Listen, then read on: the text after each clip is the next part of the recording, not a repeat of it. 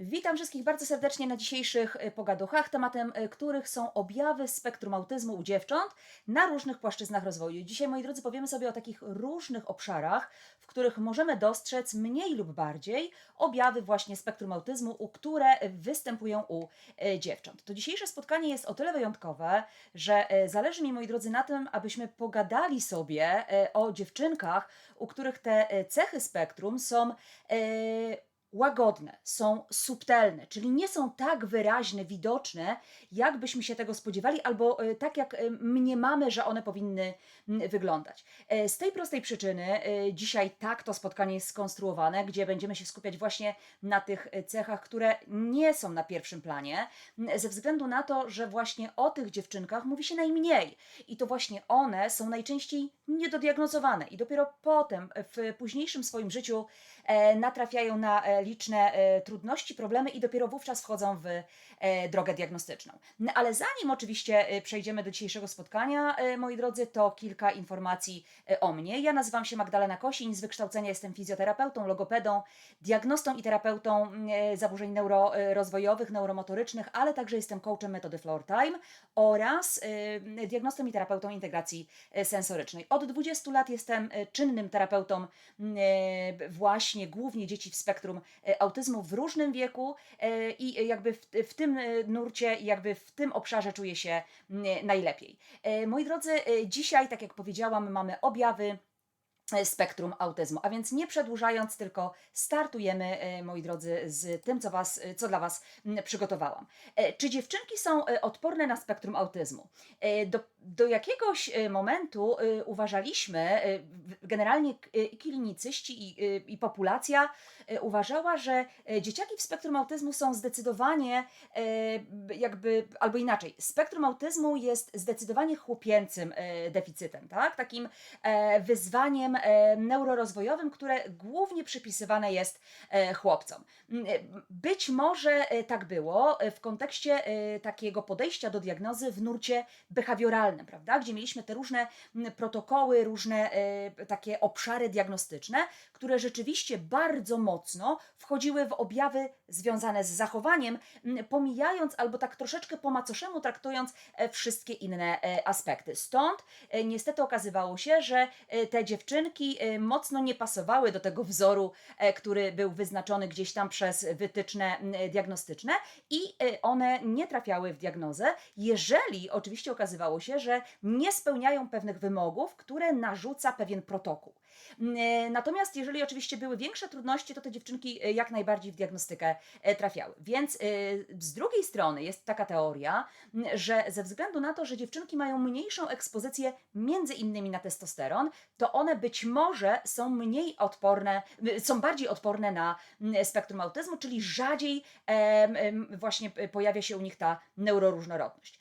Pojawia się też taka opinia, że dziewczynki z natury mają zdecydowanie wyższe kompetencje związane z naśladowaniem, wyższe kompetencje społeczne. W związku z tym one mniej, albo inaczej, dużo lepiej radzą sobie właśnie w tych kontekstach społecznych, związanych z naśladowaniem, z różnymi innymi kompetencjami opartymi właśnie o te parametry.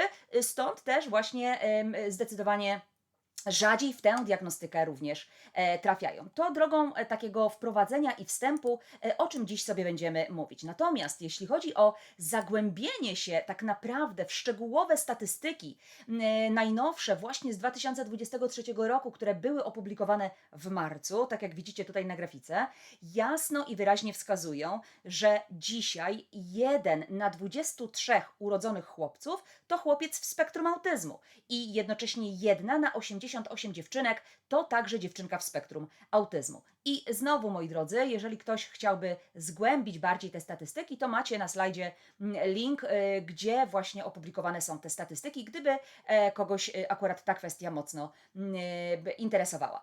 Dlaczego pokazuję tę statystykę? Dlatego, moi drodzy, że ona jasno i wyraźnie wskazuje, że rzeczywiście w tych nawiasikach, widzicie, napisałam Wam, jak było wcześniej, czyli zanim w marcu 2023 roku te statystyki najnowsze zostały opublikowane, że wcześniej jakby uznawano, że rzadziej spektrum występuje. Natomiast w stosunku do dziewczyn znacząco rzadziej. Natomiast okazuje się, że niestety mocno niedodiagnozowana jest właśnie grupa dziewcząt, szczególnie właśnie z tymi łagodnymi cechami neuroróżnorodności. I o nich, tak jak powiedziałam Wam na wstępie, sobie dzisiaj szczegółowo opowiemy.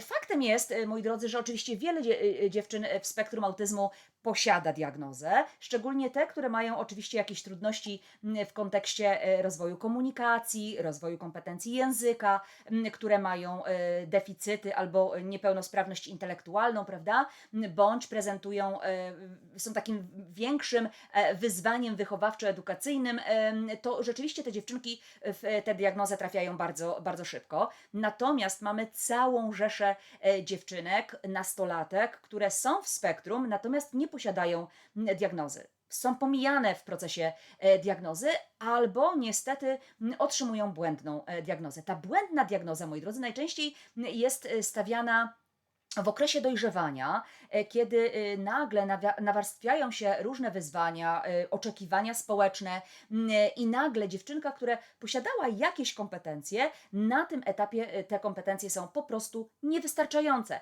I wreszcie ten brak kompetencji albo nieumiejętność korzystania z pewnych informacji sprawia, że one nagle gubią się w tej rzeczywistości, a tym samym nagle otoczenie dostrzega ich trudności, których wcześniej nie dostrzegano.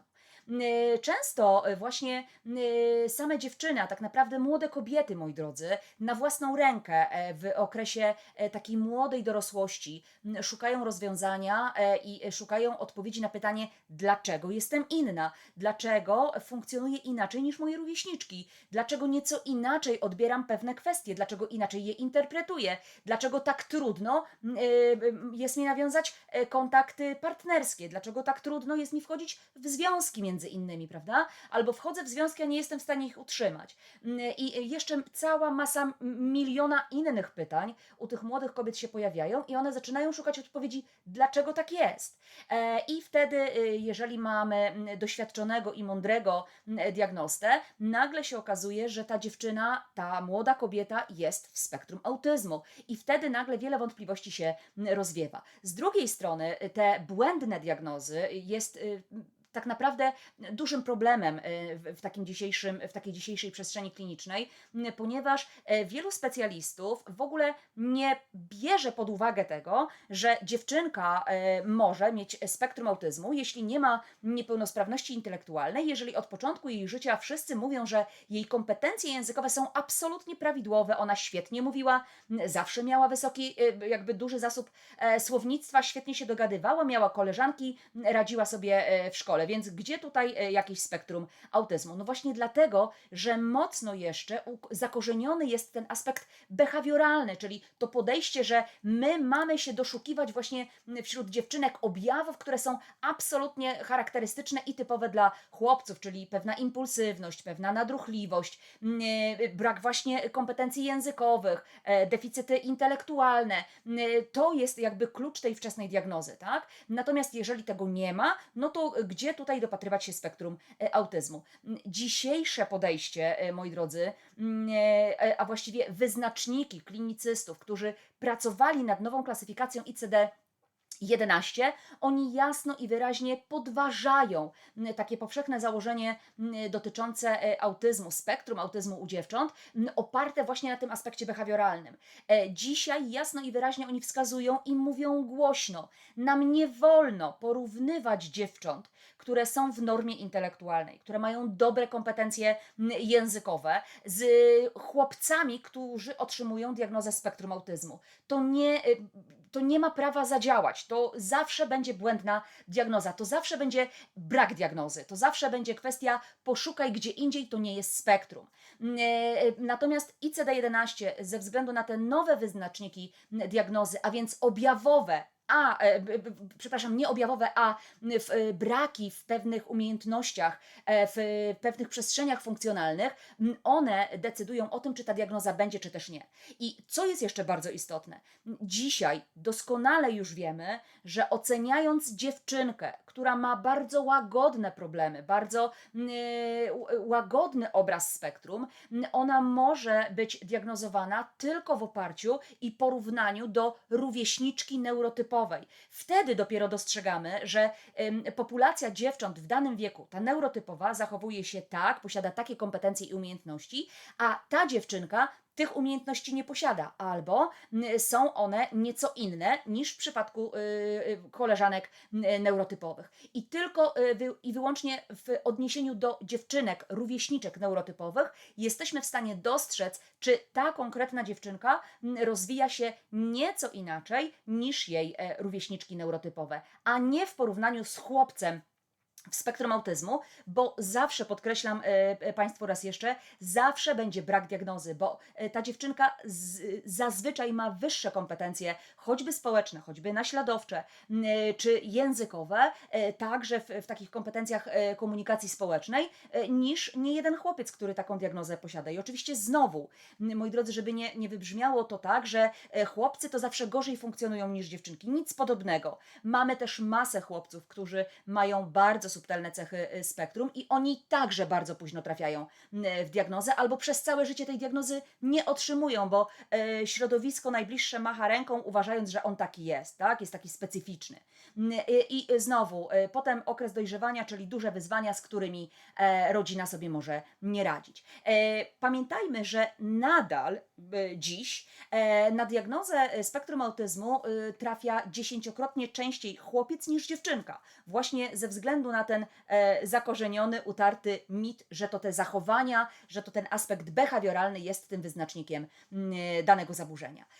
Okazuje się też, moi drodzy, że oprócz tego, że rodzice niestety nie dostrzegają pewnych trudności u swojego dziecka, to także jak taka dziewczynka trafia do placówki edukacyjnej, czy do przedszkola, czy do szkoły, to wielu nauczycieli również nie wychwytuje objawów spektrum autyzmu, w ogóle nie dostrzega takich trudności. I wielokrotnie już Wam opowiadałam o tym, że taki mamy rozdźwięk, dwudźwięk tak naprawdę w opiniach na temat tej jednej konkretnej dziewczynki, gdzie pani nauczycielka w przedszkolu czy w szkole mówi: nie, proszę pani, ona jest grzeczna, przygotowana, co prawda się nie zgłasza, ale być może jest wstydliwa, nie przeszkadza nikomu.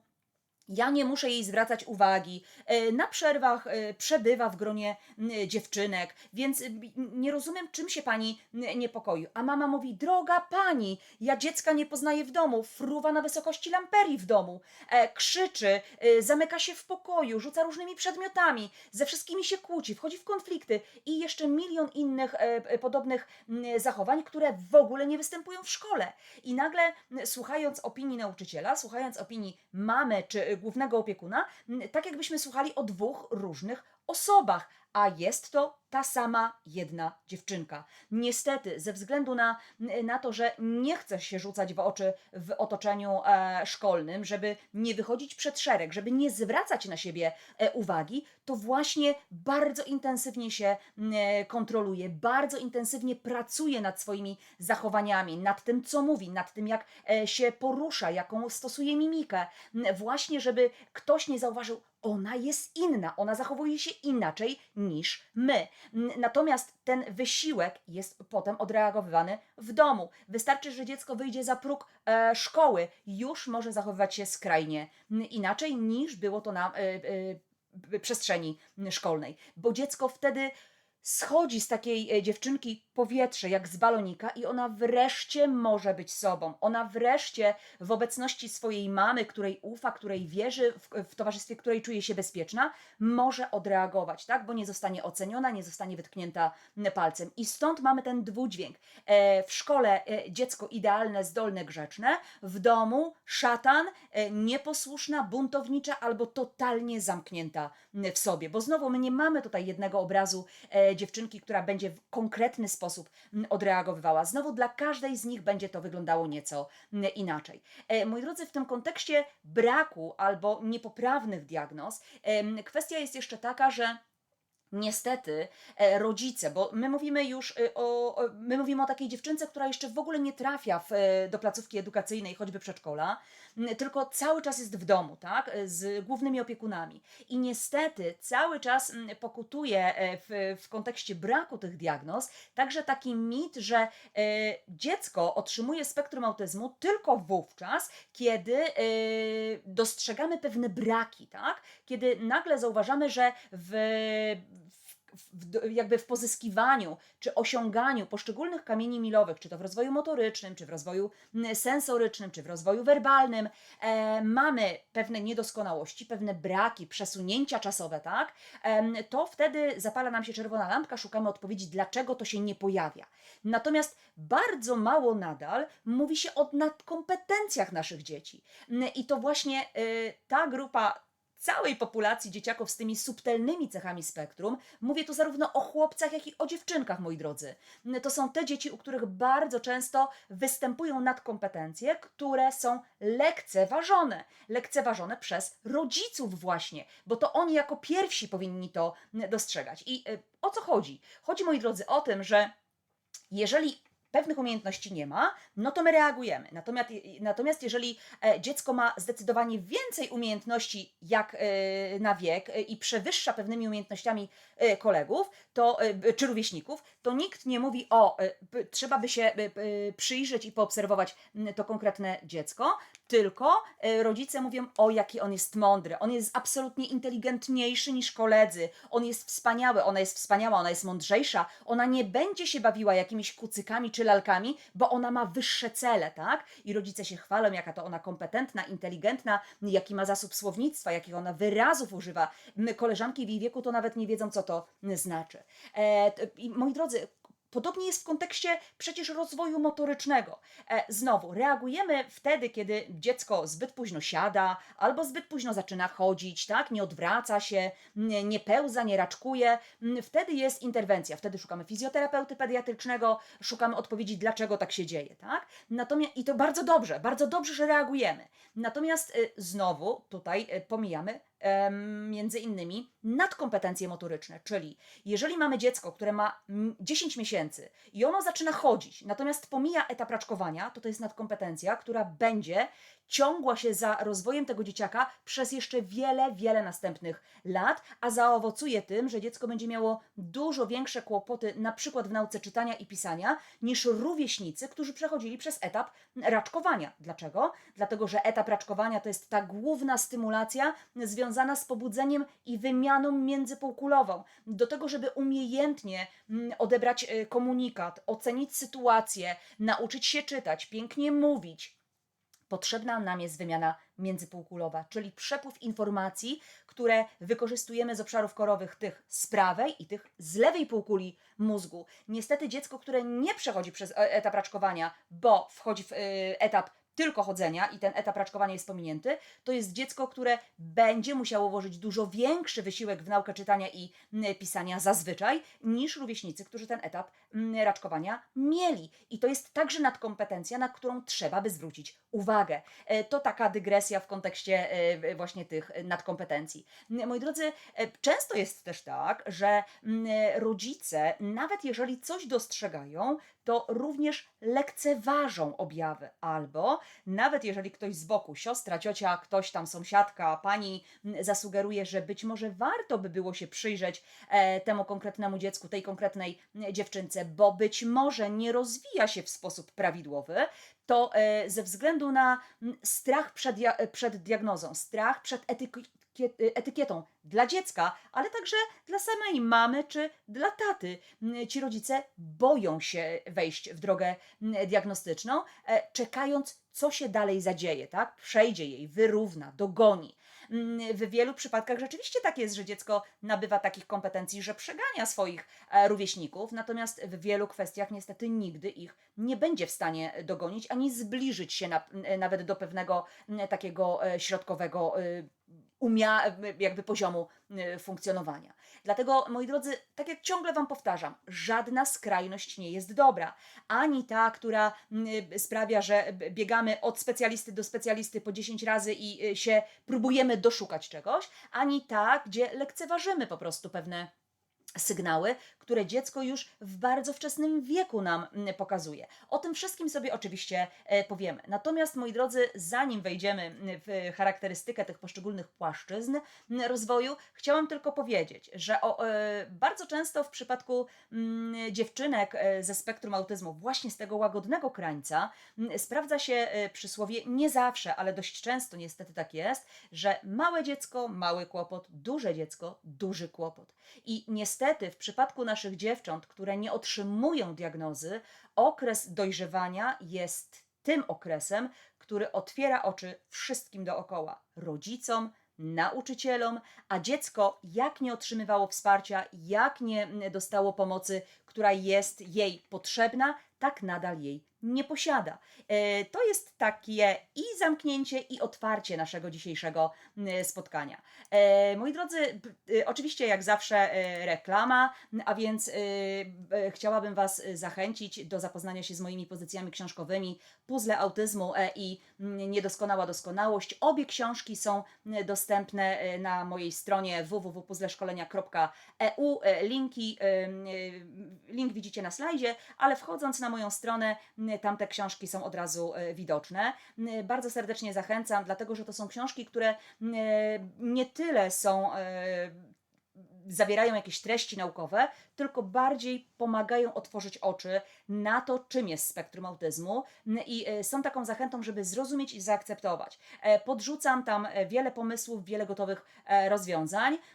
Druga książka, czyli ta nowsza, Niedoskonała doskonałość, która ukazała się w lipcu 2023 roku. To jest książka w całości poświęcona dzieciakom z zespołem Aspergera, z dużym nastawieniem właśnie na dziewczynki, gdzie tam bardzo szczegółowo opisuje i na czym polega kamuflowanie, i jakie objawy powinny nas zaniepokoić. A to wszystko powstało na bazie rozmów właśnie z dziewczynami z zespołem Aspergera, które zechciały się podzielić swoimi doświadczeniami. Tym bardziej jest to dla mnie cenna publikacja i cenna wiedza, dlatego że nie jest taką naukową, sztuczną wiedzą, tylko rzeczywiście wiedzą namacalną, którą posiadłam o właśnie samych dziewcząt. Wracając, moi drodzy, do naszego dzisiejszego spotkania, w takim razie, co powinno zwrócić moją uwagę, czym powinnam się zaniepokoić?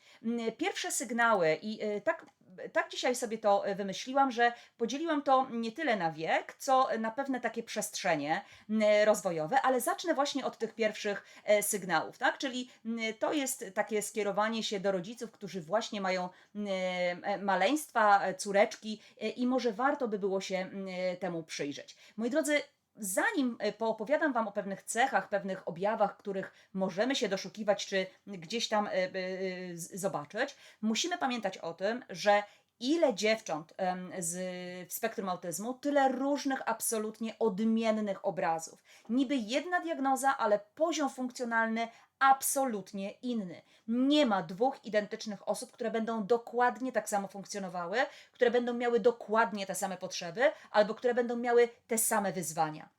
Stąd spektrum autyzmu jest nadal trudnym do diagnozowania deficytem, zaburzeniem, neuroróżnorodnością, która właśnie znowu odbija się na braku diagnoz u tych osób, u których te cechy są naprawdę bardzo, bardzo subtelne. Ale spróbujmy sobie niejako o tym powiedzieć. I znowu, moi drodzy, pamiętajcie, co teraz Wam powiem, to jest tylko kropla tego, co możemy dostrzec. Ale nie mamy na to czasu, żebym ja Wam opowiadała. Poza tym sama ich nie jestem w stanie również pewnie dostrzec i wymienić. Ale jednocześnie chcę Wam powiedzieć, że nie możemy też się doszukiwać, to co ja Wam dzisiaj powiem, w każdej dziewczynce, tak? Bo jedna dziewczynka będzie skrajnie zamknięta w sobie, druga w okresie dojrzewania będzie skrajnie wyzywająca. I o tym sobie dzisiaj właśnie będziemy mówić, czyli nie ma jednego konkretnego obrazu, natomiast możemy sobie opowiedzieć o pewnych objawach, pewnych cechach,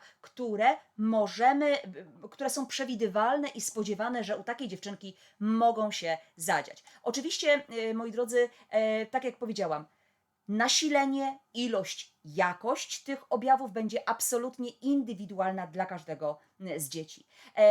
W tych pierwszych objawach, moi drodzy, to co może nam się rzucić w oczy, to na pewno to, że w okolicach do 12 miesiąca życia dziecko może wybiórczo reagować na własne imię. Może w ogóle nie reagować na własne imię. I to już jest te cechy takie dość jakby pociągną za sobą łańcuch innych trudności i taka dziewczynka może bardzo szybko trafić w diagnozę, prawda? Natomiast wybiórcze reagowanie na swoje imię będzie dotyczyło tego, że dziecko może reagować na imię tylko w momencie, kiedy jest przywoływane na przykład albo wypowiadane to imię jest przez mamę. Natomiast przez inne pozostałe osoby dziecko nie zareaguje, nie odwróci głowy na przykład w kierunku dźwięku, który do niego dociera. Oczywiście pamiętajmy, że czasami jest tak, że dziecko nie reaguje na imię, ponieważ na przykład ma kłopoty sensoryczne w postaci nadwrażliwości słuchowej. Może być też tak, że ma problemy anatomiczne ze słuchem, czyli na przykład jakieś niedosłuchy. Więc to jest kwestia znowu diagnozy różnicowej, ale także wykluczenia pewnych innych deficytów i o tym też trzeba pamiętać. Także w przypadku, bo dzisiaj skupię się, moi drodzy, na omawianiu tak naprawdę głównie tych dziewczynek, u których te objawy są łagodniejsze, tak? Nie dziewczynkach, które mają niepełnosprawność intelektualną, czy od początku kłopoty z kompetencjami językowymi. O nich dzisiaj nie mówimy, tylko właśnie o tych, które są niedodiagnozowane najczęściej. Więc także, moi drodzy, kontekst kontaktu wzrokowego. Dziewczynki w spektrum autyzmu mogą mieć znakomite, tak jak i chłopcy z tego łagodnego krańca, mogą mieć znakomity kontakt wzrokowy. One mogą wręcz wgapiać się w twarz drugiego człowieka.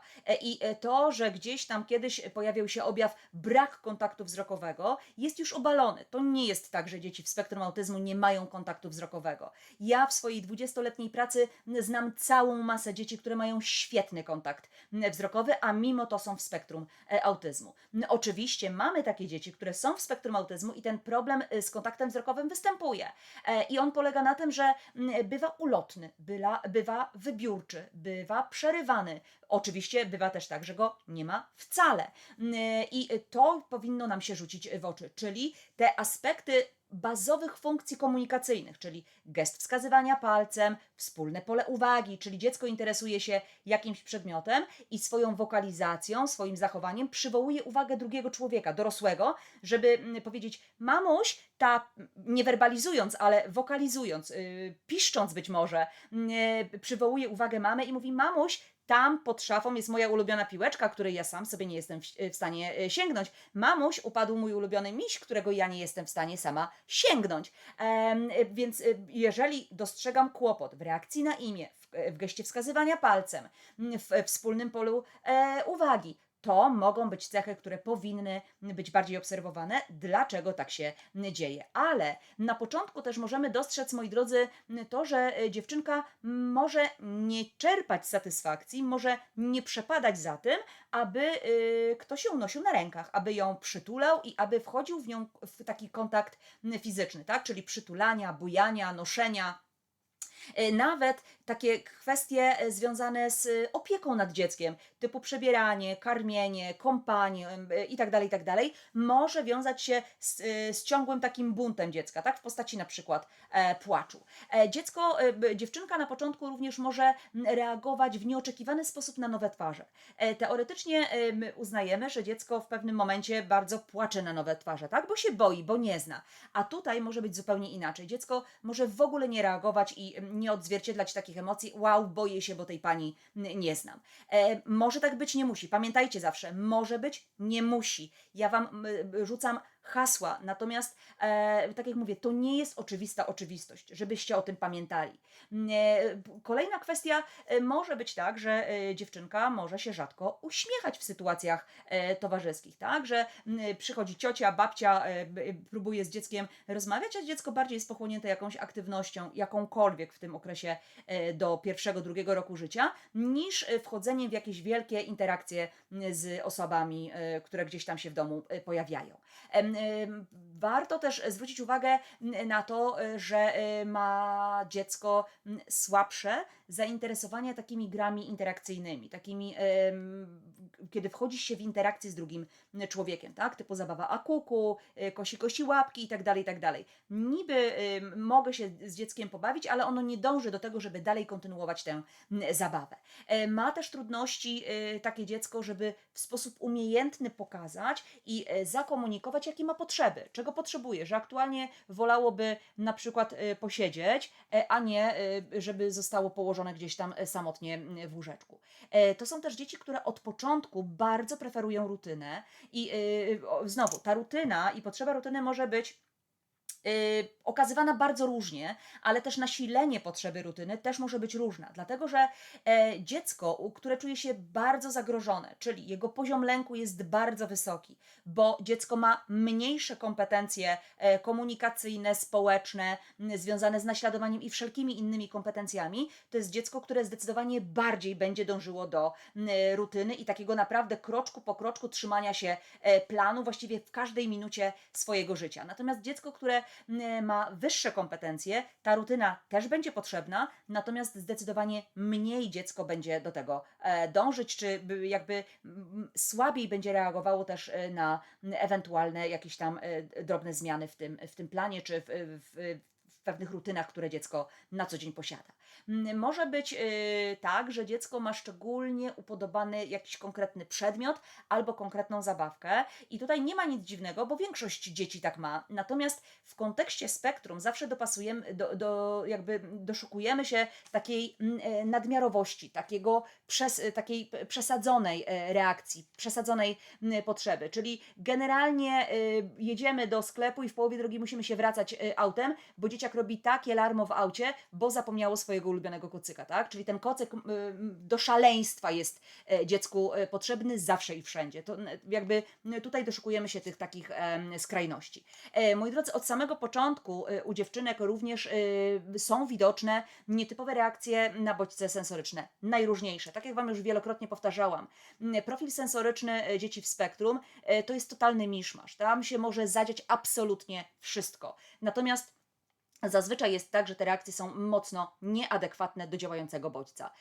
Również jeśli chodzi o rozwój motoryczny, czy to napięcie mięśniowe, czy rozwój, integracja odruchów posturalnych, która bezpośrednio wiąże się oczywiście z napięciem mięśniowym, ale także zdobywanie poszczególnych kamieni milowych, tam też może być rozbieżność i pewna nieharmonijność, więc na to też zwracamy oczywiście uwagę.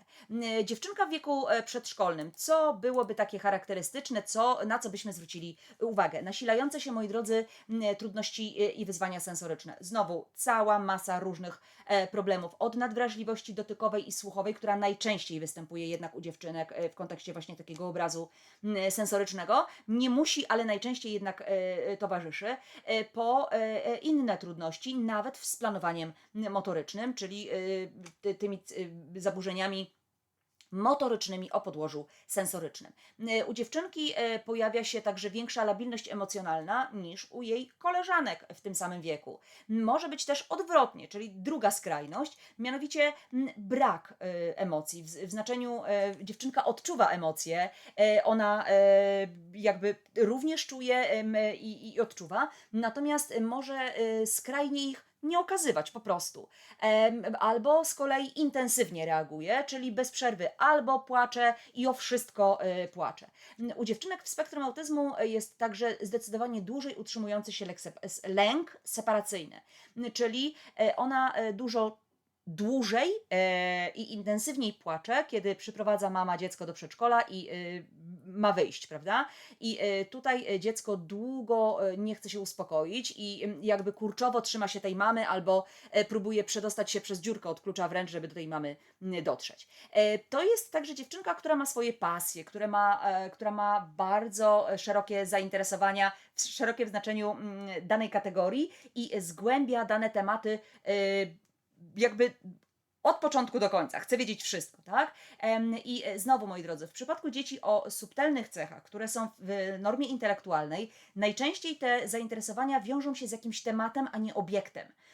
czyli mogę mieć dziecko z głębszymi cechami spektrum, które będzie się interesowało wszystkim, co się kręci na przykład, tak? Albo będzie chciało wprawiać w ruch wirowy wszystko, co napotka. Natomiast te dzieci z subtelnymi cechami, czy to chłopcy, czy dziewczynki, one bardziej interesują się obszarem tematycznym. Chcę wiedzieć wszystko o dinozaurach, chcę wiedzieć wszystko o czołgach, chcę wiedzieć wszystko na temat koni, chcę wiedzieć wszystko na temat map świata, czy konkretnej rośliny, która żyje tylko i wyłącznie w Afryce, tak? Więc tych zainteresowań jest cała masa, ale bardziej jest to obszar tematyczny. Co jeszcze jest takie bardzo, bardzo ciekawe w przypadku dziewczynek tutaj na tym etapie? Moi drodzy, to, że one bardzo często i szybko interesują się literami i cyframi. To jest też tak, że one często nabywają umiejętności czytania szybciej niż koleżanki, ponieważ prezentują hiperlekcje, czyli one mechanicznie czytają świetnie i bardzo szybko, nabywają te umiejętności, natomiast bardzo często nie rozumieją do końca tego, co czytają. Dziewczynka na etapie przedszkola to jest także taka dziewczynka, która bardzo lubi bawić się z chłopcami. I to nie jest nic jakiegoś nienormalnego, bo z dziewczynkami też się bawi, natomiast dużo łatwiej nawiązuje kontakty z chłopcami, ponieważ mówiąc najprościej, chłopcy są po prostu prostsi w obsłudze. Absolutnie proszę się na mnie nie obrażać, żaden pan i chłopak i nastolatek niech się na mnie nie obraża. Bardziej chodzi o to, że faceci po prostu w swoich działaniach są mniej emocjonalni, czyli są bardziej przewidywalni po prostu. Ich zabawy zazwyczaj mają konkretne zasady, konkretny przebieg, tam rzadko kiedy może coś nas zaskoczyć. Natomiast u dziewczynek w zabawach dzieje się bardzo dużo takich zabaw sytuacyjnych, społecznych, opartych właśnie o emocje, które są wyzwaniem po prostu dla dziewczynek w spektrum autyzmu, więc po co ona ma się męczyć i gimnastykować, jak może się pobawić w proste zabawy typu układanie klocków, które wiadomo, że chodzi o to, że mam ustawić wieżę i tyle, a nie jakieś kawki, herbatki z misiami i czymś innym. I znowu, to nie jest też tak, że te dziewczynki w spektrum się tak nie bawią, bo one się dokładnie też tak bawią, natomiast ta zabawa znowu nieco inaczej wygląda w przypadku dziewczynek w spektrum niż dziewczynek neurotypowych. Bardzo charakterystyczne u dziewczynek w spektrum jest też to, że one dużo lepiej nawiązują kontakt z osobami dorosłymi. Czyli może być tak, że dziewczynka cały czas nieustannie dąży do kontaktów z nauczycielem w przedszkolu, czy jakimś opiekunem w przedszkolu, niż z samymi rówieśnikami. Ona wtedy wchodzi w dyskusję, rozmawia na często bardzo poważne tematy nawet, ale gorzej jest właśnie z dziewczynkami. Tutaj, moi drodzy, może być też tak, że taka typowa zabawa dziecięca dla dziewczynki w spektrum może być po prostu nudna, bo ona jakby, tak jak właśnie rodzice twierdzą, ona jest stworzona do wyższych celów, tak? Czyli ona interesuje się czymś bardziej dojrzalszym. I zobaczcie, że objaw związany z charakterem zabawy naszych dzieci jest jednym z tych, który zawsze oceniamy w kontekście diagnozy. I niestety dzieci z subtelnymi cechami spektrum, one nie potrafią się bawić. One pomijają w ogóle etap zabawy bardzo często, bo interesują się właśnie literami. Ona nie chce się bawić kucykami, woli poczytać książeczkę, woli, żeby ktoś jej poczytał książeczkę, tak? Do takiej absolutnej przesady aż wchodzi w tą przestrzeń jakby. Więc o tym musimy też pamiętać, tak? To jest też taka mała mądrala, która trzyma się zasad, reguł, bo pani w przedszkolu powiedziała tak i tak, więc dziewczynka się skrupulatnie tego trzyma i przestrzega. Natomiast jak ktoś te zasady łamie, to ona nie omieszka o tym poinformować dorosłego. Więc jakby albo nie tyle wymierza sama sprawiedliwość, co poucza swoją koleżankę, że tak nie wolno i jak ona to źle robi, ale jednocześnie bardzo często też skarży po prostu na tą swoją koleżankę. Dziewczynka w spektrum może i potrafi nawiązywać przyjaźnie, natomiast duży problem jest z utrzymaniem stałości w przyjaźni.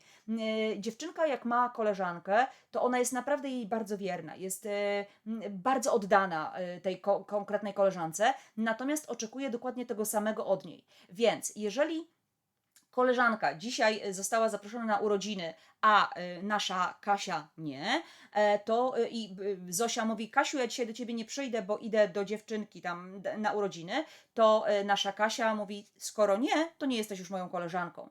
I u chłopców dzieje się dokładnie podobnie. Na początków można też zauważyć, że dziewczynki będą takie dość nieśmiałe. One będą potrzebowały takiego prowadzenia i matkowania, tak? Przez bardziej takie rezolutniejsze po prostu dziewczynki, rezolutniejsze w znaczeniu odnajdywania się w sytuacjach społecznych. Nasza dziewczynka będzie przebywała w grupie rówieśniczej jak najbardziej, nawet będzie kiwała głową na jakieś tam dyskusje i rozmowy, natomiast bardziej będzie starała się naśladować jakąś liderkę w grupie, choćby w kontekście mimiki, potakiwania czy gestów albo mowy ciała, niż podejmowała takie spontaniczne aktywności. Zarówno na poziomie przedszkola, jak i wczesnych lat szkolnych nasze dziewczynki, one bardzo często bywają bardzo bierne i pasywne, jeśli chodzi o pracę w grupie, dyskusje w grupie. Niby będą na poziomie grupy, ale bardzo mocno wycofane z tej pracy. Kolejna kwestia, moi drodzy, to specyfika takiej fizjologii i funkcjonowania układu nerwowego naszych dziewczynek. I tutaj nie będę się zagłębiała w budowę mózgu, bo kiedyś już o tym Wam opowiadałam. Natomiast zwrócę uwagę na kilka czynników. Mianowicie powiem Wam o tym, że dziewczynki, one są bardzo wrażliwe emocjonalnie. One mają taką emocjonalną atmosferę wokół siebie ciągle. To znaczy, że bardzo nie lubią słuchać o wydarzeniach, czy to w telewizji, czy jak ktoś gdzieś opowiada, w otoczeniu dorosłych oczywiście, że komuś coś się stało, jakaś krzywda, czy że piesek był pobity, że został zamknięty, że komuś coś się stało, to one bardzo mocno to przeżywają i nie tylko w momencie słyszenia tego, tylko one non-stop do tego wracają. One chcą się, jakby dopytują, jakby o rezultat, o przebieg i tak dalej, dlatego że się bardzo, bardzo martwią. A najczęściej właśnie unikają takich sytuacji, żeby właśnie nie słuchać o takich wydarzeniach. Nasze dziewczynki także doświadczają bardzo silnego pobudzenia emocjonalnego, moi drodzy, które jest zazwyczaj nieadekwatne do bodźca, tak? Czyli działa bodziec, na który dziewczynka reaguje zbyt gwałtownie i absolutnie nieadekwatnie.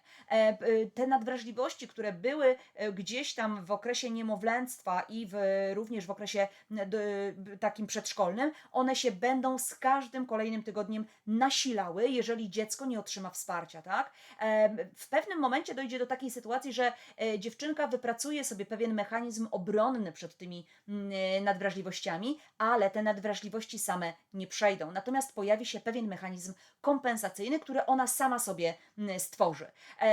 Te kłopoty z napięciem mięśniowym, z planowaniem motorycznym, tak? Czyli wszystko to, co zwiąże się z przetwarzaniem i analizą bodźców sensorycznych na poziomie mózgu, nadal będą dziecku towarzyszyć albo będą się nasilać, tak? Czyli problemy z myciem włosków, rozczesywaniem włosków, jakieś warkoczyki, kiteczki nie wchodzą w grę, no bo dziewczynkę bolą włoski, bo nie chce, bo mama ją ciągnie, dziecko płacze, ucieka, nie ma mowy, woli chodzić rozczochrana, jak to mamy mówią, nierozczesana, w rozpuszczonych włosach, byle tych włosów nikt jej nie dotykał.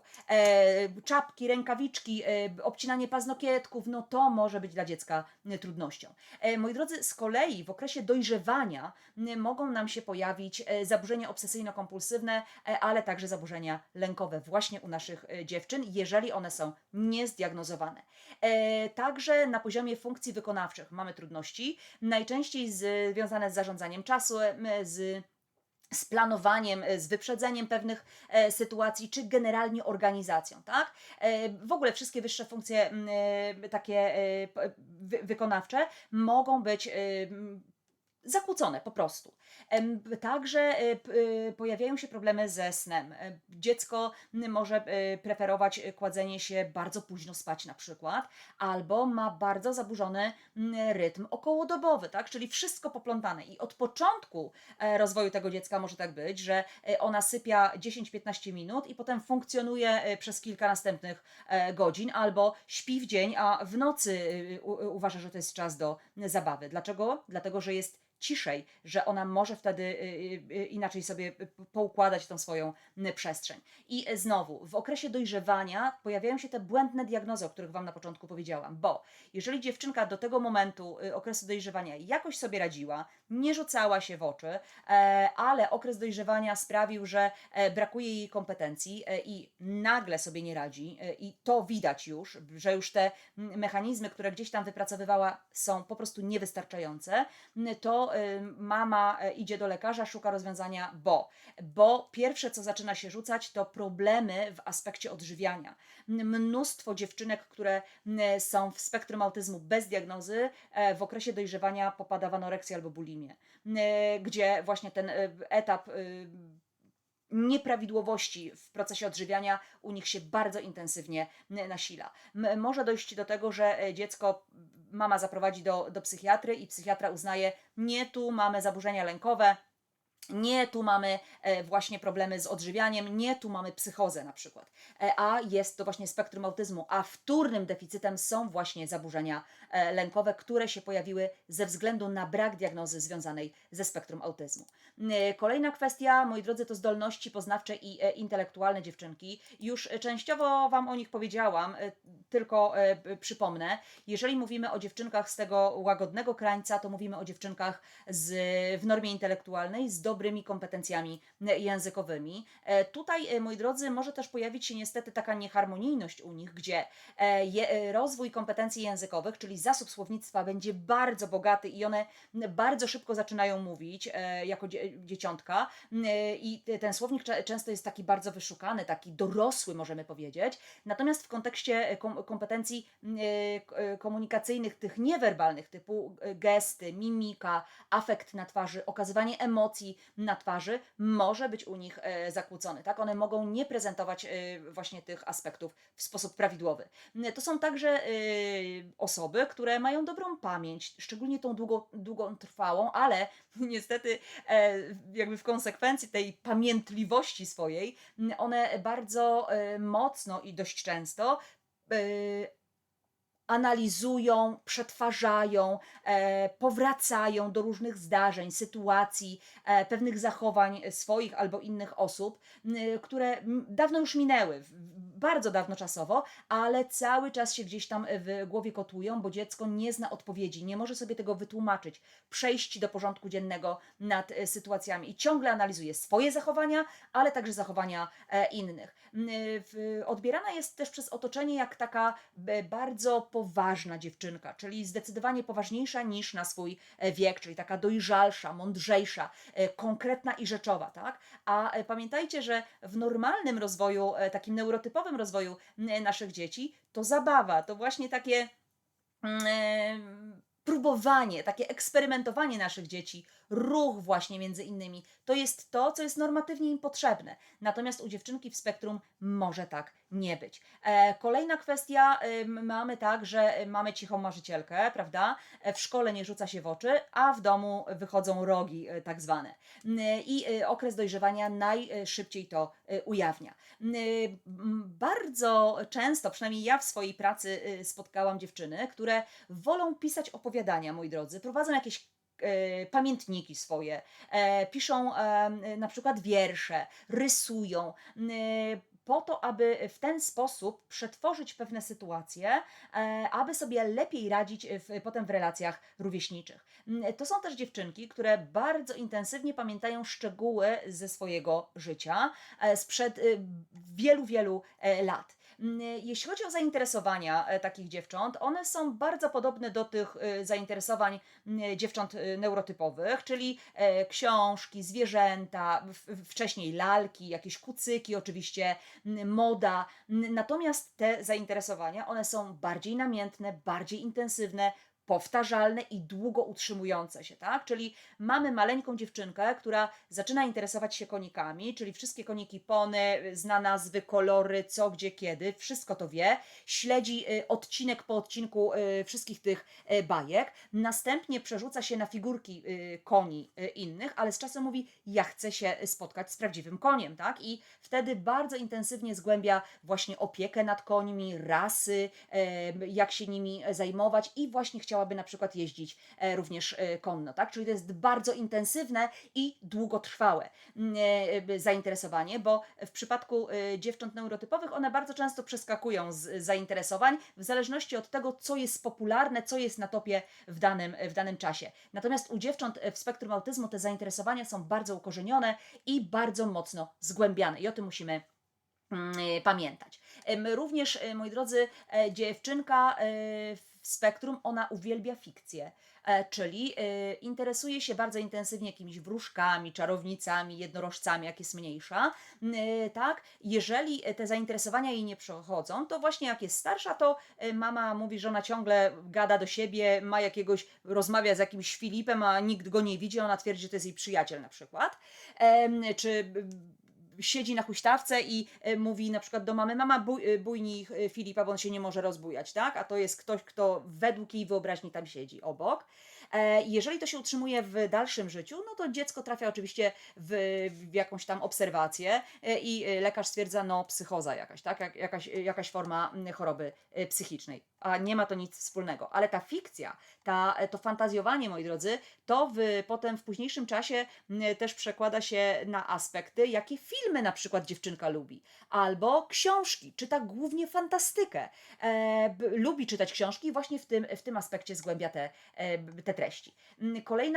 Kolejny obszar do omówienia to oczywiście komunikacja. Już częściowo Wam o tym opowiadałam na różnych tych obszarach wcześniejszych, natomiast na pewno musimy uznać bezwzględnie, że rozwój kompetencji werbalnych i niewerbalnych jest nieharmonijny, tak? Czyli one nie idą w parze i na identycznym poziomie.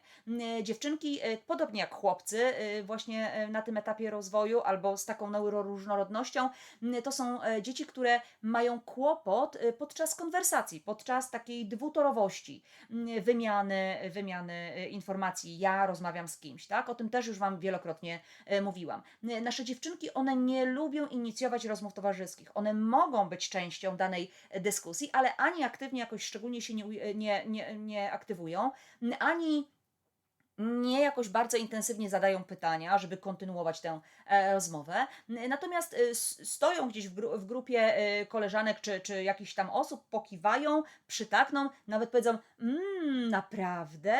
Natomiast to wszystko jest wyuczone. To nie jest rodzaj spontaniczności u tych dziewczynek. Mogą, moi drodzy, być jakby zachowywać się w ten sposób, że nieintencjonalnie absolutnie, ale obrażają inne osoby, zwracając im uwagę, wytykając, co powiedziały źle, albo oceniając to, co rzeczywiście widzą, tak? Jeżeli uznają w ich mniemaniu, ich estetyce, że ktoś wygląda fatalnie w tych okularach, to ona normalnie to powie, nie zważając na to, że komuś zrobi krzywdę, że dla kogoś to może być krępujące albo sprawi mu smutek. Tylko powie, ale masz okulary fatalne, wyglądasz strasznie i bez ogródek jest w stanie to powiedzieć. Również, moi drodzy, wytyka błędy innym ludziom, także dorosłym, nie tylko kolegom, ale także dorosłym. Oczywiście ta krytyka, czy te jakieś opinie, one są pozbawione jakiegoś takiego podsycenia, chce jej dopiec, chce jej zrobić przykrość, tylko po prostu dziewczynka mówi to, co myśli, to, co widzi. Dziewczynki w spektrum bardzo często na etapie szkoły podstawowej prezentują mutyzm wybiórczy w niektórych sytuacjach społecznych, czyli po prostu w domu niby mówią pięknie, a w niektórych sytuacjach społecznych po prostu milkną, przestają w ogóle mówić. Niby są w otoczeniu innych ludzi, ale nie wydobywają z siebie głosu, tak jakby nie miały nic do powiedzenia, ale to jest strach przed tym, że mogą powiedzieć coś głupiego, mogą powiedzieć coś, co jest nieakceptowalne, mogą powiedzieć coś, co przykuje uwagę otoczenia, a one tego chcą unikać, nie rzucać się w oczy. Bardzo często też te dziewczynki mają kłopot z proszeniem o pomoc, czyli nie wie, jak poprosić o pomoc i też czasami nie zdaje sobie sprawy, że o tę pomoc może poprosić. Również ma kłopot z takim określaniem swoich granic, czyli na przykład ciężko jest jej zrozumieć, a potem wykonać, że komuś może odmówić, że może mieć inną potrzebę i inną aktualnie chęć zrobienia czegoś niż reszta grupy. One bywają też bardzo często słabo asertywne, czyli można nimi manipulować.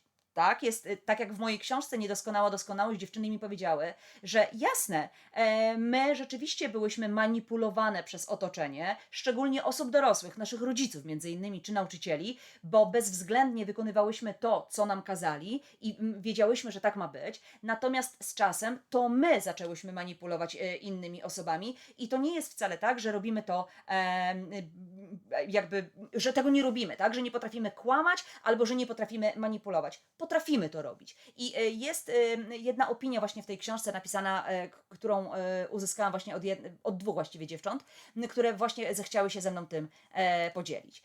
Może być też, moi drodzy, tak, że dziewczynka będzie prezentowała trudności z przetwarzaniem słuchowym, czyli generalnie będzie miała na przykład APD.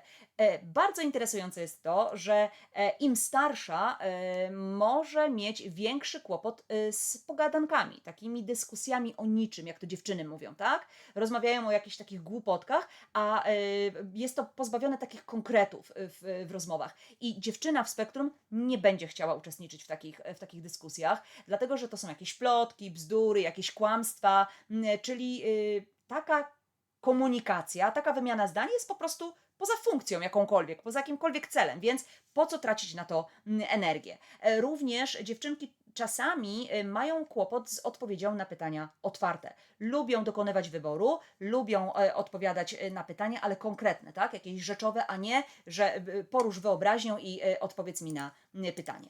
Kolejna kwestia to funkcjonowanie społeczne, przyjaźnie i relacje. I tutaj, moi drodzy, wiele rzeczy już Wam powiedziałam, natomiast w kontekście przyjaciela, tak, że jak ma przyjaciółkę, to bardzo wiernie się jej trzyma, ale jednocześnie myśli zero-jedynkowo. Jesteś albo ze mną i tylko ze mną, a jak kolegujesz się z kimś innym, to już moją koleżanką być nie będziesz. Także jeżeli zdarza się też tak, że dziewczynka w spektrum chce kontrolować i dominować, tak, czyli zabawa tylko i wyłącznie na moich zasadach, kontakty tylko na moich zasadach, a Twoje zdanie się dla mnie nie liczy, bo tylko ja mam rację, tylko tak jak ja sobie to zaplanuję ma być wykonane, bo inaczej ja w to nie wchodzę, po prostu. Czyli zobaczcie, dwie skrajności możemy mieć, prawda, u dziewczynki. Także może być niestety ze względu na to, że jest mało asertywna, że jest naiwna, że często właśnie jest uczona takiego bardzo mocnego podporządkowywania się, staje się obiektem prześladowań rówieśniczych. I szczególnie jeśli chodzi o dziewczynki, jest to aspekt takiego znęcania się psychicznego koleżanek. Natomiast jeśli chodzi o chłopców z tym subtelnym spektrum, to jest to często właśnie przemoc fizyczna, tak? Popychanie, jakieś wpadanie na dzieciaka, niszczenie jego przedmiotów, ubrań, generalnie odzieży, czy żądanie od niego pieniędzy. No różnie tutaj to wygląda. Niemniej jednak te nasze dzieciaki, czy chłopcy, czy dziewczynki są na to narażone. Także czasami opinia społeczna uważa, że te nasze dziewczynki, szczególnie nastolatki, one są takie narcystyczne, takie egocentryczne, tak? O tym ostatnio Wam opowiadałam, tak? O tych niegrzecznych rzeczach, które zdarzają się w spektrum autyzmu. Więc jak ktoś chce o tym posłuchać, to zachęcam do wrócenia do tamtego webinaru. W późniejszych takich spotkaniach i relacjach społecznych, one bardzo fajnie dogadują się z chłopakami, tak? To, co Wam powiedziałam, bo są jakby konkretni, prostsi, bez zagłębiania się w jakieś emocje. W takim budowaniu związków między innymi często już jako młode kobiety albo generalnie takie nastolatki wchodzą w związki z dużo starszymi mężczyznami, tak? Bo wtedy jest taka większa opieka w ich mniemaniu, tak? Poza tym one też czują się bardziej dojrzalsze. Również, moi drodzy, u dziewcząt bardzo, nie tylko u dziewcząt, chłopcy też to mają, natomiast zdecydowanie mocniej wykorzystują to właśnie dziewczynki, mianowicie kamuflowanie i maskowanie, tak? One od samego początku ćwiczą, po prostu trenują, jak należy się zachowywać, żeby nie rzucać się w oczy. Czyli mogą na przykład stawać przed lustrem, nie tym, co wszyscy widzą, ale idą do łazienki na przykład, czy w swoim pokoju, idą i ćwiczą. Na takiej zasadzie. Wracają ciągle do tych samych seriali, do tych samych programów telewizyjnych, oglądają pewne scenki sytuacyjne, a potem je ćwiczą właśnie przed lustrem. Przechodząc przez ulicę, na przykład widząc się w wystawie sklepowej, również zaczynają puszczać oko i robić dziwne miny. Mama, przestań, co ty robisz? A ona właśnie wtedy trenuje. Po to, aby właśnie kamuflować swoje pewne trudności, żeby nie rzucać się w oczy. Bardzo intensywnie też obserwuje swoje koleżanki, czyli zaczyna się podobnie ubierać jak grono koleżanek na przykład w klasie, zaczyna podobnie mówić, gestykulować, mieć zainteresowania takie jak dana grupa, po to, aby właśnie nie rzucać się w oczy. Zgadza się na przykład pójść na imprezę jakąś, urodziny, jakieś wyjście wspólne, natomiast w ostatniej chwili odwołuje to spotkanie, tak? I oczywiście wymyśla milion różnych powodów, że ma klasówkę do napisania, znaczy do nauczenia się, bo ma klasówkę potem starsza, że pies jej zachorował, że cokolwiek innego. Jakby ona się modli, żeby to wszystko się zdarzyło, byle tylko na tę imprezę nie iść. Z drugiej strony możemy mieć dziewczynę, która będzie bardzo szalała i będzie bardzo dążyła do takich imprez, żeby udowodnić wszystkim, ale przede wszystkim sobie, że jest w cudzysłowie oczywiście normalna, że ona zachowuje się tak jak rówieśniczki. I niestety ten okres dojrzewania, znowu powiem, moi drodzy, jest tym okresem takim, który ciągle z tyłu głowy tych naszych nastolatek jest na zasadzie jestem normalna, udowodnię to wszystkim, że jestem normalna, jestem taka jak wszystkie inne. A trudności, brak pewnych kompetencji uniemożliwia bycie taką jak cała reszta. Również tutaj, moi drodzy, czasami właśnie w tym okresie dojrzewania najczęściej zaczynają pojawiać się opinie, że ta konkretna dziewczyna to taka czarna owca w rodzinie, tak? Że jest niekulturalna, ignorantka, buntowniczka, pozbawiona szacunku do innych, taka egoistka, myśli tylko sama o sobie. No właśnie dlatego, że ona sobie nie radzi z własną tożsamością, nie wie tak naprawdę kim jest i z czego wynikają trudności, z którymi sobie po prostu nie radzi. Funkcjonowanie emocjonalne już to wielokrotnie opowiadałam, teraz tylko zbiorę w całość. Moi drodzy, wszystkie osoby w spektrum autyzmu, bez względu na poziom funkcjonalny, odczuwają. Mają emocje, natomiast niekoniecznie adekwatnie i umiejętnie potrafią je okazać. Ale to nie jest tak, że te osoby są nieempatyczne. Ewentualnie nie potrafią okazać pewnych emocji, bo może ich nie rozumieją, szczególnie tych bardzo subtelnych, ale nadal je odczuwają i o tym musimy pamiętać. To jest też tak, że dzieciaki te z subtelnymi cechami mają kłopot ze zrozumieniem tych subtelnych emocji, tak? Jestem zazdrosny, jestem zawstydzony, bo nie przypisują cech somatycznych, czyli tego, co się dzieje w ich ciele, że mrowi mnie brzuszek, że pocą mi się ręce na przykład i to wiąże się z daną emocją, a tym samym potem nie przypisuje tych zachowań, tego odczucia fizycznego na aspekt jakichś konkretnych sytuacji. Dziewczynki nasze przez to, że nie mają tej diagnozy, zaczynają się coraz bardziej gubić w gąszczach takiego okresu dojrzewania właśnie, często miewają ataki depresji, pewne epizody, które się zaczynają regularnie pojawiać. I znowu, jeżeli ktoś to zlekceważy, najczęściej rodzice i nauczyciele, to ten nastrój nadal się będzie obniżał. W konsekwencji będzie narastał lęk, a więc różne zaburzenia lękowe nam się tu będą pojawiały i oczywiście dziewczynka może szukać rozwiązań, tak, w postaci albo izolacji, albo pojawiających się bardzo intensywnie shutdownów, albo dojdzie do na przykład samookaleczeń czy innej autoagresji, po to właśnie, aby z bólem fizycznym zagłuszyć ból psychiczny. Też już o tym Wam wielokrotnie opowiadałam. Kolejna kwestia to cechy osobowości. I tutaj nie trzeba się jakoś bardzo intensywnie nad tym zastanawiać, bo moi drodzy, nasze dziewczynki, one w dzieciństwie są bardzo wrażliwe. One bardzo często są nieśmiałe, szczególnie do obcych osób. W towarzystwie znanych sobie ludzi, czyli najczęściej rodziców, są gadatliwe, są zabawne najczęściej, tak? Świetnie dogadują się ze starszymi osobami, gorzej właśnie w tych relacjach rówieśniczych. Niekoniecznie dąży do tego, żeby gdzieś tam bawić się jakimiś lalkami, układać herbatkę. Woli porozmawiać na przykład o tym, jaką muzykę właśnie teraz grają, a co to jest ta muzyka poważna, opowiedzcie mi o tym. Na takiej zasadzie, czyli zadaje takie bardzo dojrzałe pytania, natomiast te takie dziecięce zabawy jej nie interesują. W późniejszym życiu z kolei może być taką liderką grupy, gdzie staje się bardzo niezależna, chce pokazać, ja tu potrafię podjąć decyzję, ja jestem silna w swoim dążeniu do celu, mam silną wolę do tego, aby ten cel osiągnąć. Jestem zdeterminowana, żeby Wam udowodnić, że jestem normalna, że to potrafię zrobić i nie potrzebuję niczyjej łaski ani pomocy. Tak naprawdę ona rzeczywiście buntuje się przeciwko temu, że nie wie, dlaczego jest inna i na siłę dąży do takiego sprawienia, że nie różnię się od moich koleżanek. Niestety to wszystko przekłada się potem na niższą samoocenę, na wchodzenie w różne także grupy takie marginalne, bo tam szuka akceptacji. Te dziewczynki niestety z czasem, jeśli nie posiadają tej diagnozy, mają nieukształtowaną własną tożsamość. Potem przełoży się to także na orientację płciową, takie postrzeganie swojej płciowości. Są także bardzo wrażliwe na krytykę, jakby w różnych aspektach i kontekstach. Jeżeli są krytykowane, ktoś im coś wytknie, nawet bardzo subtelnego, one bardzo mocno będą to przeżywały. Bardzo interesujące jest u nich też to, że one nie lubią być obserwowane, kiedy coś robią. Wolą w zaciszu swoim zrobić jakieś zadanie, mogą zrobić to naprawdę bardzo dobrze, natomiast nie lubią, jak im się patrzy na ręce.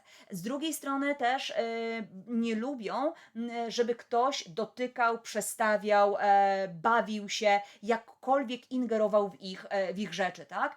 Wtedy mogą reagować bardzo emocjonalnie, czasami nawet jeśli są młodsze, niegrzecznie, albo nawet i agresywnie. Również, moi drodzy, unikają takich tłumów, można powiedzieć, tak?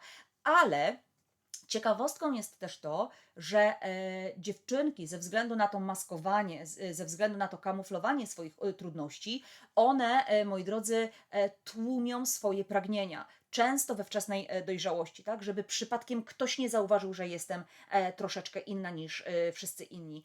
Tłumią, a to w konsekwencji przekłada się na późniejsze na przykład choroby somatyczne, związane na przykład z jelitami czy z sercem, dlatego że dziewczynka nie okazuje emocji, nie potrafi tego wykrzyczeć. Wkurza mnie to wszystko, że mam trudności w najprostszych rzeczach, a ona tego nie ma. Tłumi to bardzo mocno w sobie i potem mamy właśnie problemy z odżywianiem w aspekcie układu pokarmowego, układu krążenia, bo po latach właśnie ten stres, który kumulował się w dziecku, odbije się na jej zdrowiu. Jeśli chodzi o okres dojrzewania, tak sobie to podzieliłam, ale już dużo o tym Wam powiedziałam. Generalnie podsumowując, okres dojrzewania, moi drodzy, jest momentem zwrotnym w życiu naszych nastolatek. Szczególnie tych właśnie, które nie posiadają tej diagnozy. One ze względu na brak tych kompetencji społeczno-komunikacyjnych, których nikt jej nie dał, no bo skoro nie ma diagnozy, to po co ją dodatkowo wspierać, nagle nie odnajduje się w grupie rówieśniczej. Nagle rówieśniczki i rówieśnicy dostrzegają, że ona jest i zachowuje się inaczej niż wszyscy inni. Uznają ją za dziwaka, za dziwną. Wtedy ona popada w taki okres buntu bardzo intensywnego, gdzie buntuje się i manifestuje swoje właśnie to niedoskonałości, ale także to, że dlaczego nikt wcześniej mi nie pomógł. I ona wtedy oskarża wszystkich dookoła, mówiąc, że wszyscy jesteście beznadziejni, wszyscy jesteście głupi, wszystkich was po prostu nienawidzę. Ale zawsze pamiętajcie, to nie jest kontekst bezpośrednio skierowany do osoby. Jest to zawsze bunt na sytuację, przeciwko czemuś, nigdy bezpośrednio agresja skierowana na konkretną osobę, a przynajmniej w większości przypadków nie. To może być tak, że mamy takie dwie skrajności w okresie dojrzewania. Albo dziewczynka staje się totalną chłopczycą, czyli bluza z kapturem, ciągle kaptur na głowie, dżinsy albo dresy, bo wygoda nade wszystko, a nie moda. Z drugiej strony, krótkie włosy na przykład. Z drugiej strony właśnie totalny odwrót tej chłopczycy. Kolorowe włosy, tatuaż się pojawia, kolczyki, wyzywające ubrania, wyzywające zachowanie. też jako taka forma swojego ekscentryzmu, pokazanie, zobaczcie, ja też jestem fajna, ja też jestem atrakcyjna, też możecie na mnie zwrócić uwagę. Również, moi drodzy, ta rutyna, którą dziewczynka miała od początku, ona w tym okresie dojrzewania też jest, a można powiedzieć nawet, że się nasila. Czyli konkretna czynność wykonana w konkretnym czasie, dniu czy sytuacji. Dla każdej będzie inna, ale jednak będzie. Również może być tak, że będzie często porządkować, planować, organizować świat wokół siebie nadmiernie niż wszyscy inni. Może obsesyjnie zbierać jakieś czy kolekcjonować przedmioty przez długi czas, ale także nieustannie właśnie słucha tej samej muzyki, czyta te same książki, ogląda te same programy czy filmy po to, aby właśnie ćwiczyć maskowanie, a więc i konkretne zachowania. Dalsza, jeszcze taka końcówka, co chcę Wam jeszcze opowiedzieć, to, moi drodzy, sfera seksualności i orientacji płciowej, a także kwestia związków. Pamiętajcie, że rozwój seksualny dotyczy wszystkich dzieci dokładnie tak samo. Czy to jest dziecko z głęboką niepełnosprawnością, czy to jest dziecko, chłopiec w spektrum autyzmu, czy to jest osoba z zespołem Downa, czy to jest osoba z subtelnymi cechami spektrum autyzmu, to są wszystko osoby, które tak czy inaczej przez okres rozwoju seksualnego przechodzą, czy nam się to podoba, czy nie. Natomiast czym innym jest zmiana w ciele związana z tym, że rosną mi piersi, że pojawia mi się miesiączka, a czym innym jest akceptacja tego, że te zmiany w moim ciele zachodzą. I właśnie u wielu dziewcząt w spektrum autyzmu tej akceptacji po prostu nie ma. Dlatego zakłada ubrania luźne, żeby nie pokazywać, że te piersi mi rosną. Nieakceptacja miesiączki, bo na przykład kłopot z zapachem krwi, z wyglądem krwi, ze względu na zaburzenia sensoryczne po prostu ją przytłaczają. Także taka może z drugiej strony pojawić się, moi drodzy, taka hiperseksualizacja, czyli zafascynowanie kontaktem fizycznym, szukaniem na siłę partnera, takie fiksowanie na tym, że muszę mieć chłopaka, bo wszystkie inne dziewczyny już chłopaków miały, po to, aby pokazać, no przecież jestem taka sama jak wy. Z drugiej strony znowu możemy mieć dziewczynkę, czy nastolatkę, która absolutnie będzie unikała takich sytuacji, absolutnie będzie stroniła i nie chciała przez długi czas takich kontaktów seksualnych. Ponadto bardzo wiele dziewcząt z dzisiejszym jeszcze cały czas diagnozą zespołu Aspergera, które otrzymują, to są osoby, które mienią się jako osoby aseksualne, czyli takie, które nie odczuwają popędu seksualnego. Zobaczcie, jakie trzy różne skrajne obrazy nam się tutaj rysują w kontekście właśnie tego rozwoju seksualnego. Bardzo, albo inaczej, zdarza się, że dziewczynki nie identyfikują się z takimi rolami społecznymi, tak? A więc co to znaczy, że dziewczyna to dom, gary, dzieci? One nie muszą tego akceptować i na każdym kroku mogą też to manifestować. Moi drodzy, były kiedyś takie statystyki, ja je szczegółowo podawałam na szkoleniu z seksualności osób ze spektrum autyzmu, gdzie na przykład biseksualizm częściej występuje u dziewcząt w spektrum niż u dziewcząt neurotypowych. Ale także jeśli chodzi o aspekt na przykład wykorzystywania seksualnego młodych kobiet właśnie ze spektrum autyzmu, u nich one są częściej narażone na właśnie takie wykorzystywanie niż rówieśniczki, właśnie ze względu na to, że one są bardziej naiwne, że nie posiadają pewnych kompetencji, które z natury kształtują się u dziewcząt neurotypowych. I kolejna kwestia to edukacja, szczególnie na poziomie szkoły średniej i praca zawodowa, czyli tutaj w kontekście młodych kobiet. I znowu, na początku w szkole, czyli w tej wczesnej edukacji, dziewczynka jest sumienna, pracowita, spokojna, kontroluje swoje zachowania, ona się nie rzuca nauczycielowi w oczy, może się nie zgłaszać za często, może wcale nie być wybitna, tylko totalny średniaczek, ale nie wychodzić przed szereg. Natomiast z czasem, znowu, w zależności od tego, jaka to będzie dziewczynka i jaką będzie miała osobowość, jej frustracja będzie się zwiększała z tym, że nie rozumie, dlaczego ma pewne trudności. W związku z tym może być tak, że rzeczy, które dodatkowo przychodzą, są wymagane od nich, żeby zrobiła, będą ją po prostu stresowały i frustrowały, a tym samym i zachowania pojawią się inne. Kolejna kwestia to szkoła średnia, to także okres dojrzewania, tak? Czyli kumulacja tych bardzo tych dwóch wyzwań, które naraz się pojawiają, no właśnie ujawniają deficyty, które u dziecka występują. Może się zdarzyć tak, że dziewczynka w spektrum będzie zmieniała często szkołę średnią, tak? O różnych profilach, często skrajnie innych, ale może być też tak, że ze względu na ten bunt, który się w niej tworzy, zachowania opozycyjne, zachowania buntownicze, może być na przykład usunięta ze szkoły, może być zawieszona w prawach ucznia, właśnie ze względu na to, że ponieważ szkoła nie ma diagnozy, nie wie dlaczego, z czego wynikają pewne zachowania, no to zrzucają to na właśnie lekceważenie obowiązku szkolnego i zwyczajnie dzieciak jest usuwany ze szkoły albo zawieszany. Także mamy z drugiej strony dziewczynki, które świetnie sobie radzą w szkole średniej, idą potem na studia, ale najczęściej wybierają sobie kierunki takie bardzo mocno społeczne: psychologia, pedagogika, praca socjalna, jakaś praca związana ze zwierzętami, kierunki artystyczne, bo w tych kierunkach one się odnajdują właśnie ze względu na to, że bardzo często u nich występuje hiperempatia, tak? Czyli ta nadempatia, naduczuciowość. I wreszcie, moi drodzy, jeśli rozpoczyna pracę zawodową, to ona w swojej pracy zawodowej jest bardzo sumienna.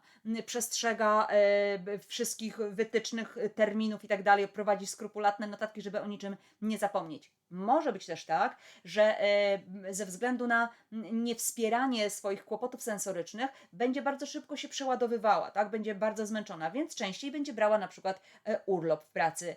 Ale także jeśli będzie miała taką pracę, wie konkretnie co ma robić, jest wszystko ok. Natomiast jeżeli w danej pracy będzie musiała działać pod presją czasu, pod presją stresu, to niestety w tej pracy nie będzie szczęśliwa, będzie tę pracę zaniedbywać, a w konsekwencji oczywiście będzie musiała ją zmienić. Na koniec, moi drodzy, takie podsumowanie dotyczące właśnie tego, co jeśli tej diagnozy nasze dziewczynki nie mają. No właśnie to, że one pozostają poza rozumieniem, tak? Czyli otoczenie, rodzina, najbliżsi, szkoła nie rozumieją, dlaczego ona jest taka, a nie inna. Wymyślają milion innych przyczyn, a nie tą konkretną, jaką jest spektrum autyzmu. Skoro nie ma diagnozy, nie ma odpowiedniego wsparcia, terapii, tego, co dziecko aktualnie i tu i teraz potrzebuje. Także brak diagnozy wykuwa w niej inną tożsamość, tak? Takie dwie twarze dziecka. I znowu, to wywołuje wiele takich bardzo skrajnych emocji, ale także, moi drodzy, potem przekłada się, tak jak Wam powiedziałam, na dodatkowe na przykład zaburzenia czy choroby w późniejszym życiu. Mogą występować częściej takie aspekty depresyjne, epizody depresyjne czy czysta depresja, albo na przykład akty samookaleczeń. Zaburzenia lękowe i zaburzenia odżywiania się również będą występowały, czyli dużo dodatkowych problemów się będzie pojawiać, ale także dziewczynka na pewno w spektrum, która nie ma diagnozy, która może nie posiadać pewnych kompetencji, staje się ofiarą wykorzystywania najróżniejszego, bo jest po prostu ofiarą tego, że można nią manipulować, a ze względu na to, że ona by się chciała dostosować, być częścią grupy społecznej, to w wielu przypadkach po prostu ulega takim manipulacjom. To, moi drodzy, w takim skrócie chciałam Wam zaprezentować. Dziękuję Wam bardzo serdecznie za uwagę i oczywiście zapraszam na kolejne spotkanie, które niebawem przed nami. Bardzo serdecznie dzisiaj Wam dziękuję.